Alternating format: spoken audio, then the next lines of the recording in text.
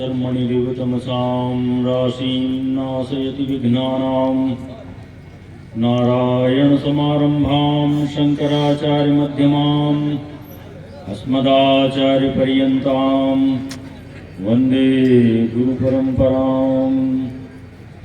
अनन्तश्रीविभूषितजगद्गुरु श्रीमदाद्य शङ्कराचार्य भगवत्पादस्थापितमर्यादाभूषणपरायणाः परापरविद्या विद्योतितान्तःकरणाः गोमतीतीरवासिनः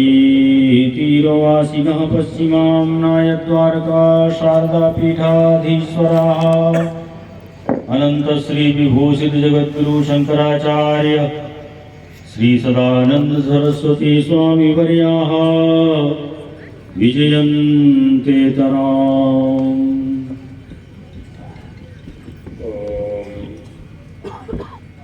अवतीर्णश्च कालट्यां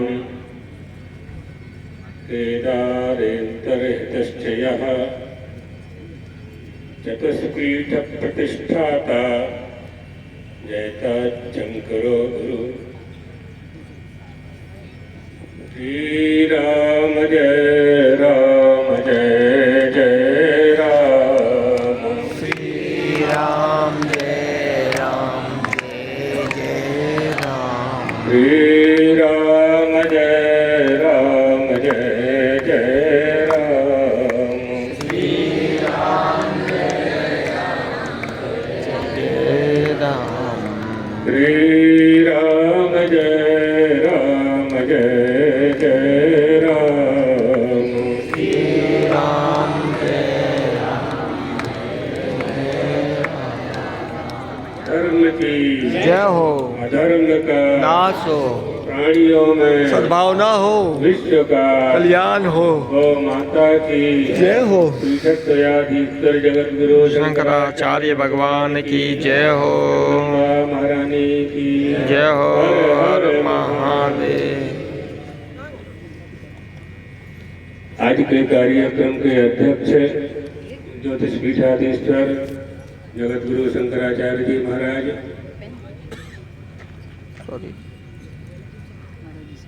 अग्निपीठाधीश्वर ब्रह्मर्षि रामकृष्णानंद जी महाराज, कार्यक्रम के आयोजक हमारे गुरु भाई ब्रह्मचारी सुबुद्धानंद जी, सभी गुरु भाई, देवियों, सज्जनों।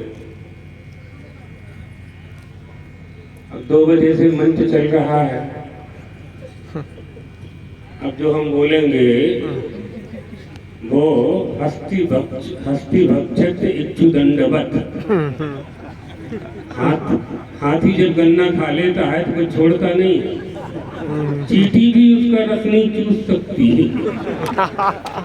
तो उसको कालिदास जी ने कहा है हस्ती भक्षक इच्छुदंडवत। वाह वाह वाह, क्या बात है। क्या बोले? बहुत सुंदर। कुछ भी नहीं, हमने कुछ सोचा कुछ छोड़ेंगे ज्योतिष पीठाधीश्वर, तो बचा उन्होंने पूरा कर दिया।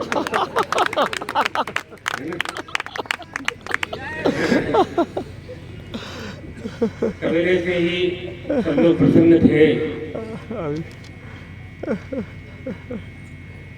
लेकिन गुरुजी का स्मरण सभी को विचलित करता है, अभी भी करता है। जबरदस्ती हटाया हमने आपको, ऐसा है।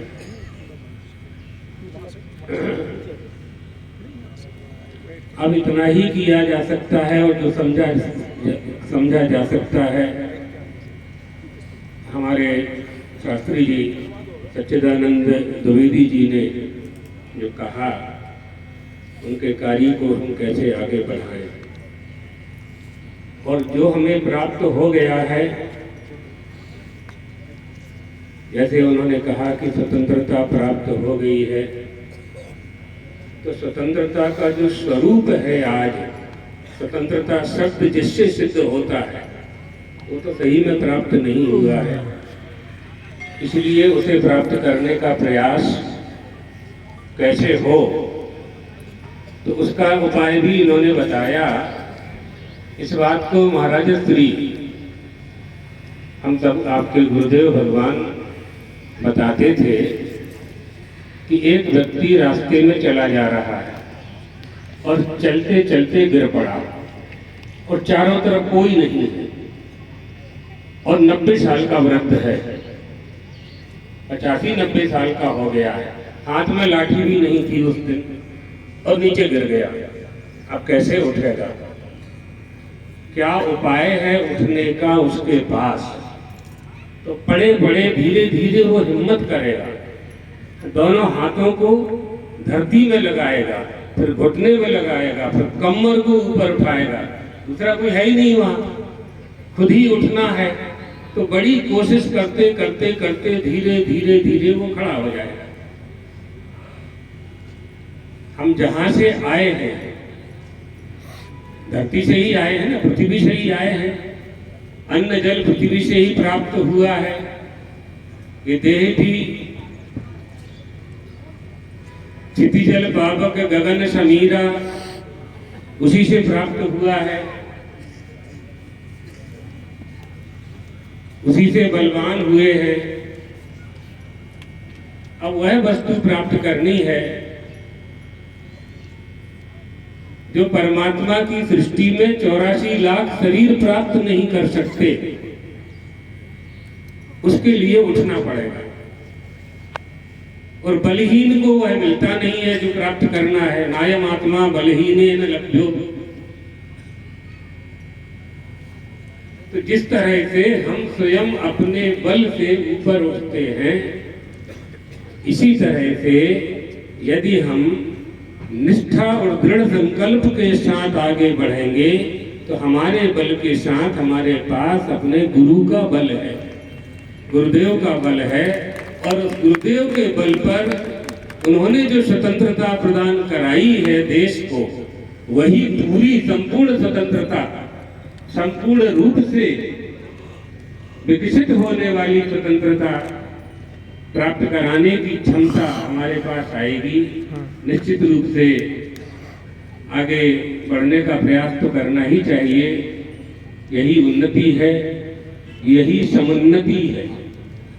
इसके लिए, अपनी उन्नति के लिए मनुष्य को संत, ग्रंथ और पंथ, पथ, तीन की आवश्यकता पड़ती है।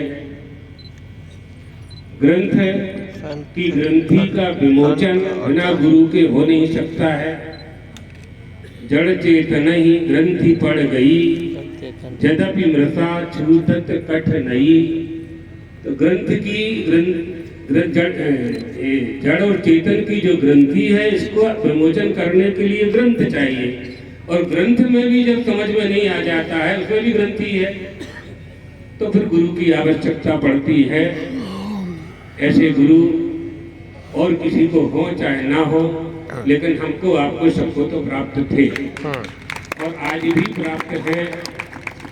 उनके अनुभूति के रूप में, ग्रंथों के रूप में, उनके उपदेश के रूप में जो उन्होंने आदेश दिए हैं, उनका पालन करने, पालन कराने के रूप में हमें वो शक्ति प्रदान करते रहते हैं, आगे भी करते रहेंगे। अभिषेक हो रहा था उस समय, न जाने कितनी कितनी स्मृतियों का स्मरण होता था, हो रहा था। बहुत लोगों को हो रहा होगा। अपने गुरुजी से बहुत लोग जुड़े रहे हैं, लाखों का उनका शिष्य समुदाय। और यहाँ मंच पर जो बैठे हैं हमारे सदगुरु भाई, ब्रह्मचारी गण, ये लोग तो 20-25 साल से, कोई 40 साल के से, कोई 35 साल से सेवा कर रहे हैं। ब्रह्मचारी सुबुद्धानंद जी को 55 साल महाराज जी की सेवा करते हुए हो गए। तो बहुत गुरु जी के अनुभव सबके हृदय में अंकित हैं। स्वामी जी को महाराज श्री गुजरात में खेड़ा में मिले। बड़ौदा में स्वामी जी पढ़ते थे, छोटे से विद्यार्थी थे, 80-81 की बात है। व्यासी में थे, यहाँ आ ही गए थे। इनके ब्रह्मचारी जी जिनकी सेवा में रहते थे, उनके पिताजी छोड़ करके गए थे इनको, श्री राम सुमेर जी पांडे, बड़ौदा में उनको छोड़ के गए। कृपात्री जी महाराज के शिष्य थे वो, हैं अभी है।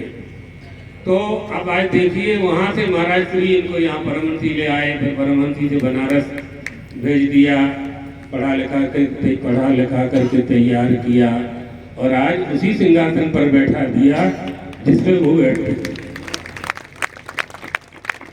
कौन करेगा ये? गुरु ही ऐसा कर सकता है, गुरु ही ऐसा कर सकता है। बहुत से प्रवचनकर्ता बोलते हैं कि पारस, लोहा और सोना, पता नहीं उदाहरण देते हैं, सब करते हैं, तो अस्मसार क्या बना दे वो, जड़ को चेतन कर दे, वो हमारे गुरु जी ने किया, आप लोगों के देखते हुए ही किया।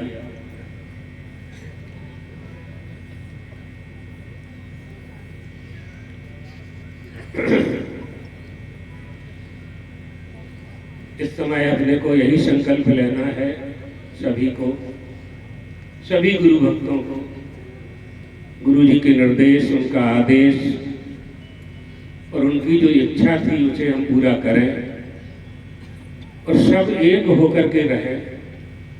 हमारा गुरु परिवार एक होगा, देश का भला करना है ना। सच्चिदानंद द्विवेदी जी कह रहे थे, शास्त्री जी, देश का भला करना है, वास्तव में उस संकल्प को पूरा करना है जो स्वतंत्रता के समय जिन मनीषियों ने लिया था। तो एकता तो चाहिए सब, तो हम सब गुरु परिवार एक होंगे, नगर एक होगा, प्रदेश एक होगा, राष्ट्र एक होगा। जब देश की बात आएगी, धर्म रक्षा की बात आएगी, राष्ट्र धर्म की बात आएगी, तो सारा हिंदू एक होगा। इसलिए हिंदुस्तान में हम रहने वाले लोग हैं, अगर हम सब एक हो जाएं और दलगत राजनीति से ऊपर उठ करके हिंदू और हिंदुत्व यानी सनातन धर्म के लिए काम करने का संकल्प करें, तो ऐसा कोई काम नहीं है जो हम नहीं कर सकते। ऐसा कोई काम नहीं है, कर सकते हैं, बिल्कुल कर सकते हैं। और यह काम करने के, इस काम को करने के लिए ही परमात्मा ने आशीर्वाद देकर के हमें मनुष्य का देह प्रदान किया है, मानव देह प्रदान की है। मानुषेषु महाराजो, मनुष्यों को यह देह प्राप्त हुई है। इससे ऐसा अलौकिक काम करना है जो 84 लाख शरीरों में कोई शरीर नहीं कर सकता है, नहीं कर पाता है, नहीं कर पाएगा, मनुष्य ही कर सकता है। तो सबसे बड़ी इस समय की जो हमारा व्यवहारिक पक्ष है वह यह है कि समस्त हिंदुओं को एक होना चाहिए, अपनी वर्ण व्यवस्था और स्वधर्म का पालन करते हुए एक होना चाहिए, कुलदेवी कुलदेवता की आराधना करते हुए एक होना है, और हम धर्म का आश्रय लेकर के ही एक हो सकते हैं। जो लोग ये कहते हैं कि धर्म के कारण आपस में फूट पड़ती है और झगड़ा होता है और इसके कारण झगड़ा होता है, उन्होंने धर्म शब्द का अर्थ ही नहीं समझा है। न पढ़े हैं, न लिखे हैं, न जानते हैं, न धर्म शब्द का अर्थ जानते हैं, न धर्म सापेक्ष का अर्थ जानते हैं, न धर्म निरपेक्ष शब्द का अर्थ जानते हैं। आना चाहिए, विचार करना चाहिए। हमारा भारत देश विद्वानों का देश है, मनीषियों का देश है, चिंतकों का देश है। इसमें अलौकिक प्रतिभा संपन्न विद्युत मंडली विद्यमान है, उनका पूरा लाभ लेना चाहिए और समझना चाहिए। जहाँ अटक जाएं, भटक जाएं, लटक जाएं, तो रास्ता दिखाने वाला कोई होता है ना, वो हमारे देश में है। पूरे विश्व के लोग भारत से यही शिक्षा तो लेते हैं। एतत् देश प्रसूतस्य सकाशा दग्ध जन्मनः स्वं स्वं चरित्रं शिक्षेरन् पृथिव्यां सर्वमानवा। पूरे विश्व के लोग भारत की ओर टकटकी लगा करके देखते हैं क्या है इस देश में, कौन सी शक्ति है, और यही सब देख करके आश्चर्यचकित होते हैं और हमको खंडित करने के लिए खंड खंड टुकड़े टुकड़े में करने का की योजना बनाते हैं। अंग्रेजों के समय से लेकर के और 1500 वर्ष पहले से भी खंड खंड करने का, टुकड़ा टुकड़ा करने का विचार करते रहे। जब कोई रास्ता नहीं निकला, मंदिर तोड़े, मूर्तियां तोड़ी, सब कुछ तोड़े, क्या तोड़ोगे? पहाड़ को तोड़ोगे? हम पहाड़ की पूजा करते हैं, हम पर्वत की पूजा करते हैं, नदी झरने की पूजा करते हैं, हम वृक्ष की पूजा करते हैं, पीपल की पूजा करते हैं, बरगद की पूजा करते हैं, तुलसी की पूजा करते हैं। कहाँ कहाँ क्या क्या तोड़ोगे? दीवार तोड़ोगे, पत्थर तोड़ोगे, सीमेंट तोड़ोगे, लोहा तोड़ोगे। अगर सोमनाथ मंदिर टूट गया होता तो सरदार वल्लभ भाई पटेल ने दूसरा कैसे बना दिया होता? अर्थात दीवारें तोड़ी, भगवान नहीं टूट सकते, भगवान नहीं टूट सकते कभी, हमारे देवी देवता कभी नहीं टूट सकते। शिखर तोड़ दिया, गुम्बद तोड़ दिया, ये तोड़ दिया, वो तोड़ दिया, ये तो सब होता है। उत्थान पतन, उथल पथल होती रहती है। संसार की वेगवती धारा में ये उथल पथल लगी ही रहती है, लगी रहेगी। यदि इसमें हमें अपना कार्य सिद्ध करना है, देश और धर्म और राष्ट्र का कार्य सिद्ध करना है, तो इसके लिए अपने धर्म के वास्तविक स्वरूप को हम समझें और धर्म का पालन करें। लोग बहुत उपदेश देते हैं, धर्मो रक्षति रक्षतः, क्या है, कैसे रक्षा करोगे? धर्म का पालन करने लगो, अपने आप रक्षा हो जाएगी। जो ब्राह्मण हैं वो संध्या करने लगे, गायत्री करने लगे, वेद मंत्रों का पाठ करने लगने, अग्निहोत्रम तपः सत्यम वेदानाम चानुपालनम, ये सब करने लगे, अपने आप धर्म की रक्षा हो जाएगी। क्षत्रिय शौर्यम तेजो धृतराष्ट्रम युद्धे चाप्त पलायनम, इस धर्म का पालन करने लगे, अपने आप धर्म की रक्षा हो जाएगी। कृषि गौरक्ष वाणिज्यम वैश्य कर्म स्वभावजम की किसका संकल्प ले ले, अपने आप धर्म की रक्षा हो जाएगी। कहीं अलग से कुछ करने की आवश्यकता नहीं है। हमारे धर्मशास्त्र, हमारा वेदोक्त विधान, शास्त्रोक्त विधान, हमारे ऋषि महर्षि विद्वान महापुरुष इतना दे गए हैं, हमें इतना दे गए हैं कि उसमें हम थोड़ा सा भी करें, थोड़ा सा भी करेंगे तो संसार सागर से पार हो जाएंगे। स्वल्पमप्यस्य धर्मस्य, थोड़ा सा भी करने से बहुत बड़ा लाभ प्राप्त होता है। तो यही धर्म की रक्षा का एकमात्र उपाय है। हमारे गुरुदेव ने, सदगुरुदेव भगवान ने यही शिक्षा हम लोगों को दी। हम दोनों गुरु भाई का जब दंड संन्यास होने लगा, हमने गुरुजी के चरणों में निवेदन किया। उसी समय हम तीनों ही थे कि गुरुदेव, हमारे बहुत बड़े बड़े गुरु भाई और हैं और आप दंड संन्यास का आदेश हम लोगों को दे रहे हैं, तो आपका संकल्प क्या है? हम तीनों ही थे, स्वामी जी बैठे हुए थे। गुरुजी ने कहा कि रामायण पढ़ते हो? हमने कहा जी। माता पिता और गुरु की वाणी विनहि विचार करहि सो जानी, सब अपने आप जान जाओगे कि हम क्या कर रहे हैं। ये शब्द थे गुरुजी के, यही शब्द थे। तो इतना सब उनके मन में रहता था, किससे क्या, किस ये बहुत बड़ी बात होती है। गुरु कृपा कहाँ किस पर, कहाँ किस रूप में किसे होती है।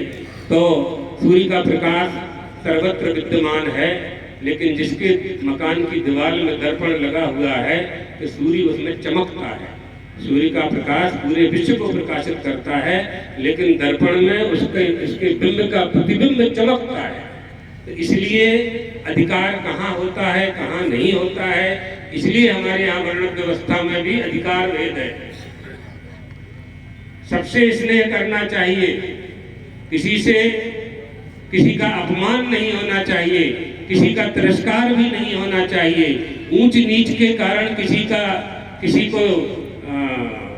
का अपमान नहीं करना चाहिए, लेकिन स्वधर्म पालन में तो जाति धर्म और वर्ण धर्म व्यवस्था का तिरस्कार नहीं किया जा सकता। और ये ऐसा उपदेश भी किसी को नहीं देना चाहिए कि वर्ण व्यवस्था नष्ट कर दी जाए या नष्ट करें। अगर वर्ण व्यवस्था नष्ट करने का आदेश भी देता है तो ये तो उस समय जिन नेताओं ने ये नारा लगाया था उनकी कही हुई बात को हम आगे बढ़ाएंगे। हमारा क्या है इसमें? जाति पाति, हमको शास्त्री जी बता रहे थे, जाति पाति नष्ट करने का नारा तो 1942 1947 और उसके बाद से नेता लोग लगाते ही रहे, अभी भी लगाते रहे हैं। वही बात महात्मा लोग कहने लगे तो नया क्या कहा हमने, नया क्या किया? हमें तो स्वधर्म पालन की बात करना है। स्वधर्मस्य परित्यागः परधर्मस्य चाक्रिया अयाज्याजनं चैव तथा भक्षस्य भक्षणम। इन सब पर हमें अनुशासित रहना है।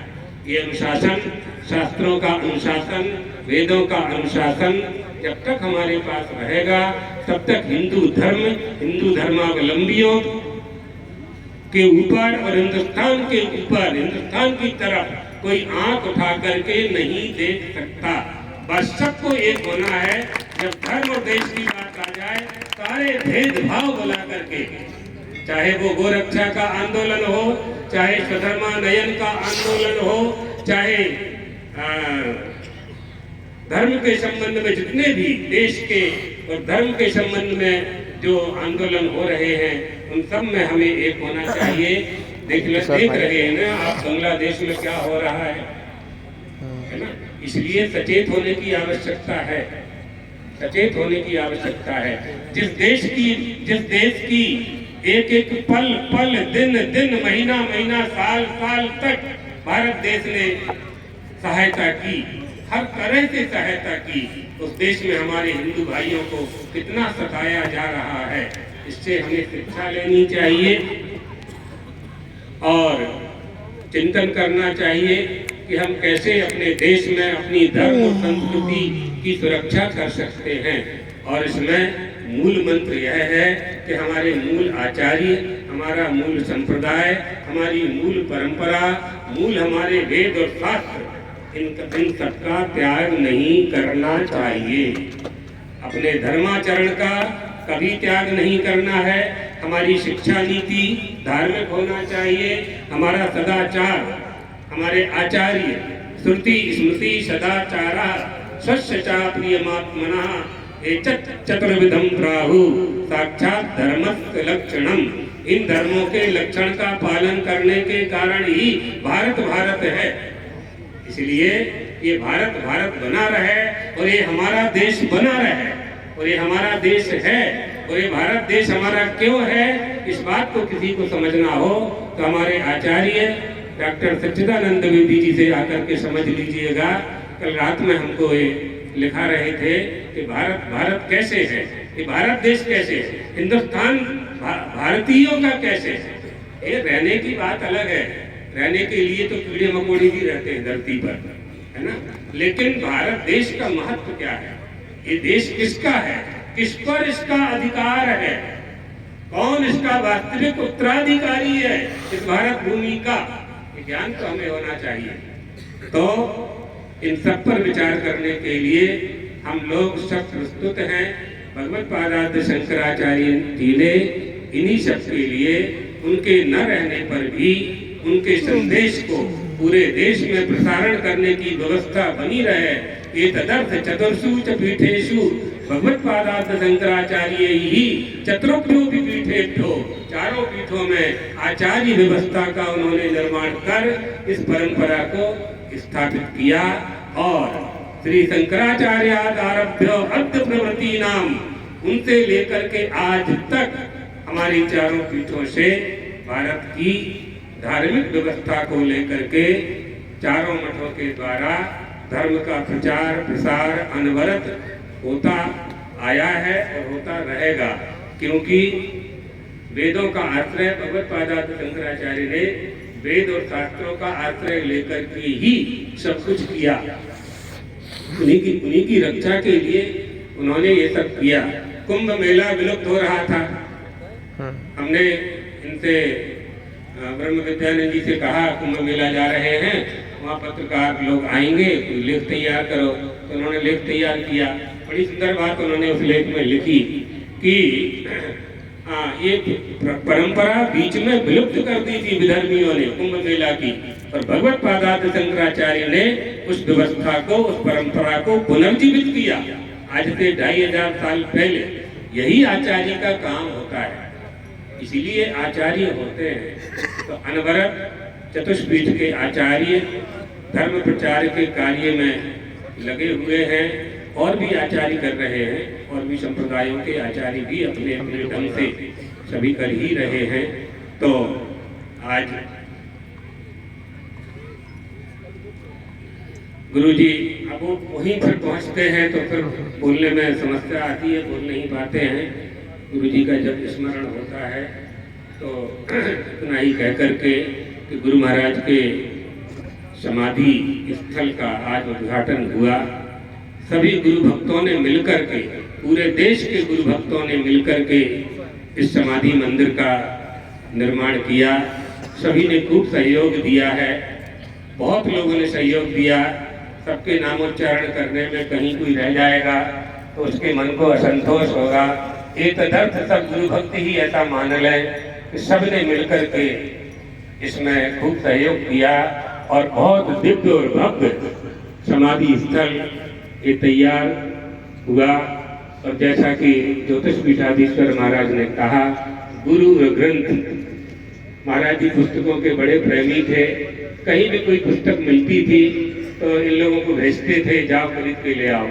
पुस्तकों का खूब संग्रह करते थे। तो उनके द्वारा पढ़ी हुई पुस्तकें पूरा अभी 1960-62 से लेकर के अभी तक जो उनके ग्रंथ थे वो सब यहाँ रखे जाएंगे। नए भी बुलवाएंगे, जो भी प्रकाशन है सब बुला करके हम यहाँ स्थापित करेंगे और लोगों को अध्ययन का मौका भी मिलेगा। तो गुरु और ग्रंथ दोनों, जहाँ आचार्य जी ने कहा ना, गुरु जिसका बलवान होता है उस शिष्य में बल होता है। गुरु का बल श्रेष्ठ बल है। मार्गदर्शक कोई ना कोई चाहिए। चौगड्डे पे आप खड़े हैं, कहाँ जाना है मार्ग मालूम नहीं है, तो हमारी परंपरा ने 4 तख्ती वहाँ लगा दी। एक तख्ती में यजुर्वेद लिख दिया, एक में सामवेद लिख दिया, एक में अथर्ववेद लिख दिया, एक में ऋग्वेद लिख दिया। कहाँ जाओगे, रास्ता 4 ही। अगर हम हिंदू हैं, सनातन धर्मी हैं, तो इन 4 में से एक को पकड़ लेना है, बस इतने में ही कल्याण हो जाएगा।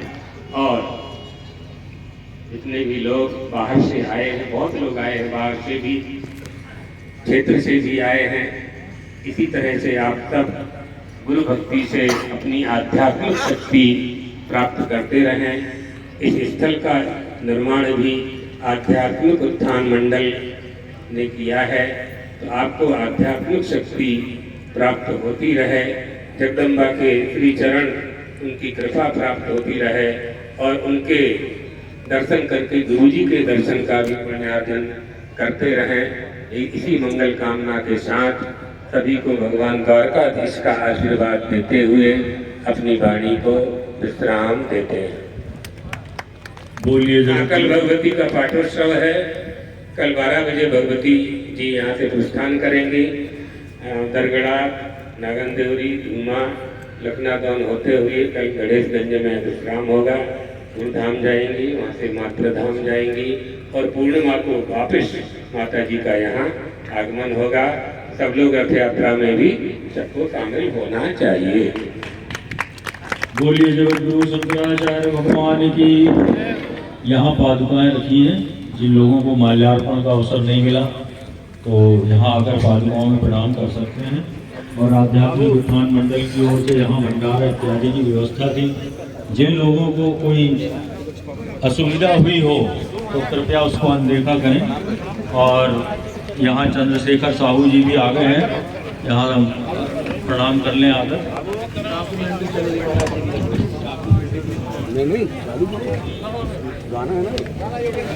अब थोड़ी ही देर बाद पूज्य महाराजा श्री की डॉक्यूमेंट्री जो जानकी विद्यालय से आए हुए हैं त्रिपाठी जी बुलाए हुए हैं, इस स्क्रीन पर चलेगी। आप सभी दर्शन के बाद यहाँ बैठें और पूज्य महाराजा श्री की डॉक्यूमेंट्री जरूर देखें। जय गुरुदेव। थोड़ी सी मर्यादा बनाए रखें, सभी लोग मंच पर न आए धीरे धीरे करके जो निकलते जाएं, उसके बाद आप लोग मंच पे आए, दर्शन करके निकलते जाएं, दूसरे लोग क्या बात है। अरे आज सब कुछ शूट किया।